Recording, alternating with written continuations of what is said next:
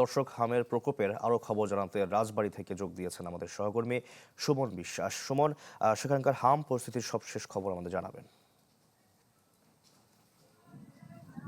শাকিল, আমি রয়েছি রাজবাড়ী সদর হাসপাতালে। এখানে এই মুহূর্তে কিন্তু 12 জন শিশু ভর্তি রয়েছে হামের উপসর্গ নিয়ে। আর যদি আগের তথ্যটা বলি, যে জানুয়ারি থেকে এ পর্যন্ত প্রায় 240 জন শিশু উপসর্গ নিয়ে কিন্তু চিকিৎসা নিয়েছেন এবং সুস্থ হয়ে বাসায় ফিরেছেন। এবং এই সময়ে এসে এই উপসর্গ নিয়ে হাসপাতালে ভর্তির রোগীর সংখ্যা কিন্তু বাড়ছে দিনে দিনে।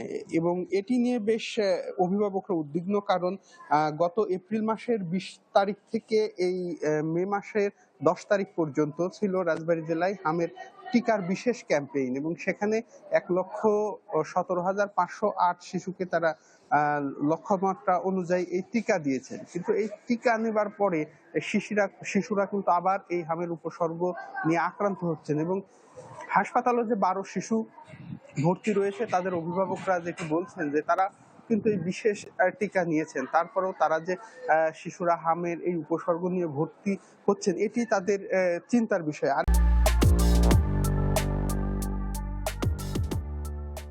একটি বিষয় জেনে রাখি যে হাসপাতালের চিকিৎসা নিয়েও তাদের একটি অসন্তোষ রয়েছে, কারণ এই হাসপাতালের যে হামের শিশুদের যেখানে রাখা হচ্ছে, সেই আইসোলেশন ওয়ার্ড মাত্র 4 শয্যার, কিন্তু রোগী ভর্তি হচ্ছে তার থেকে অনেক বেশি। ফলে বাকি শিশুদের এভাবে ফ্লোর বা অন্য কোথাও রেখে চিকিৎসা সেবা দেওয়া হচ্ছে, ফলে অন্য যে শিশুরা আছে তাদের মধ্যে হামের সংক্রমণের বিষয়টি নিয়ে অভিভাবকরা চিন্তিত।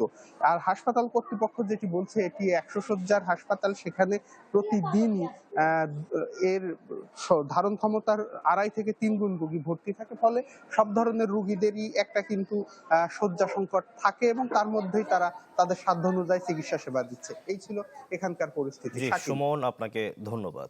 দর্শক, রাজবাড়ী থেকে হামের প্রকোপের খবর আমরা জানছিলাম।